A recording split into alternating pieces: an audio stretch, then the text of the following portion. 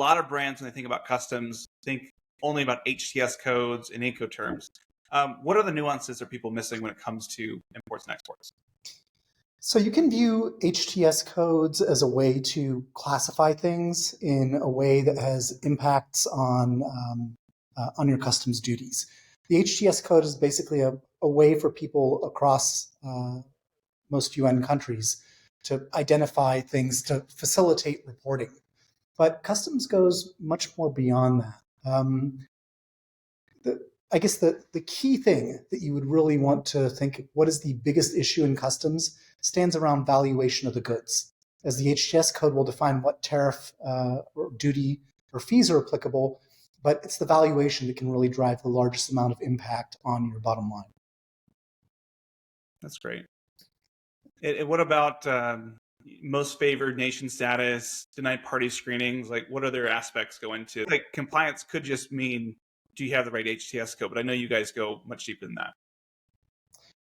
So most favored nation status, denied party screening are all things that relate. Well, most favored nation status will trigger often what kind of duties are applicable.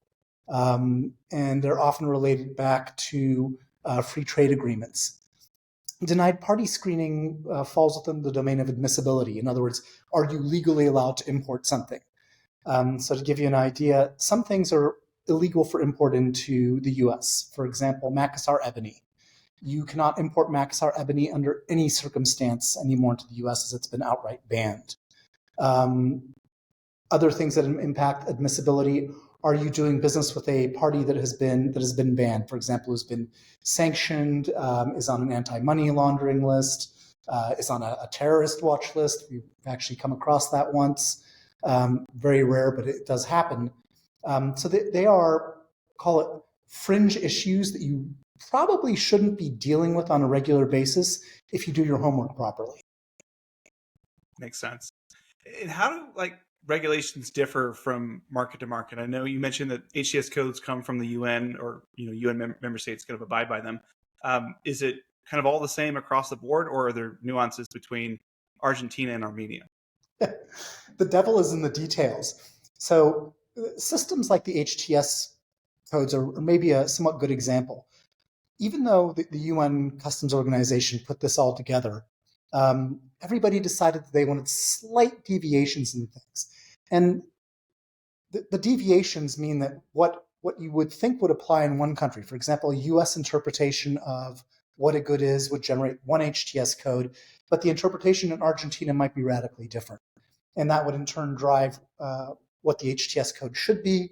Again, that they're not totally uniform or standardized. Another issue that you have to deal with significantly when going across global markets is the methods of enforcement. In many countries, customs is fairly standardized these days, and there's good information about what the enforcement mechanisms are.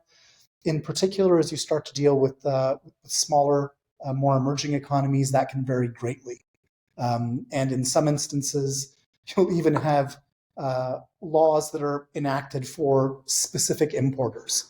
For example, if a specific importer is importing something that a government does not want imported, there have been situations where laws have been drafted, which, although often illegal in most common law countries, is not necessarily the case across different parts of the world. That's great. Yeah, I'm racking my brain back with some of the interesting nuances that I've had. I think the one that sticks out is when I was at Unilever, I was on the international team. That was the group that I led, and we had some deodorant that our R&D team was trying to work with, and they wanted to get to see how it reacted with different ethnicities' skin. And so I literally had the email come across my desk of, hey, we want to import some skin from a cadaver into the U.S. So that we can, do our lab testing on this and then get back to it. And, I'm sitting here like, okay, what's the HTS code for a body part?